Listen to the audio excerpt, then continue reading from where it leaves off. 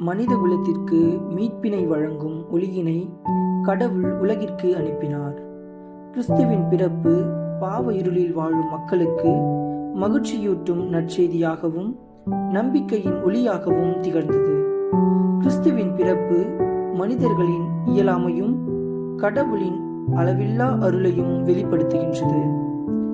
கடவுள் தனது திட்டத்தை எந்த சூழ்நிலையிலும் வெளிப்படுத்துகின்றார். செக்கரியாவுக்கும் எலிசபெத்துக்கும் வழங்கப்பட்ட யோவான் கிறிஸ்துவின் வருகைக்கான முன்னேற்பாடாக செயல்பட்டார். இச்செய்தி மனிதர்களின் உள்ளங்களில் மாற்றத்தை ஏற்படுத்தி அவர்களை மீட்பின் பாதையில் வழிநடத்த செய்தது.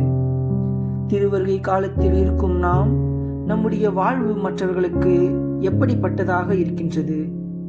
நாமும் யோவானை போன்று ஆண்டவரின் வழியை ஆயத்தம் செய்ய மகிழ்ச்சியோடு செயல்படும்.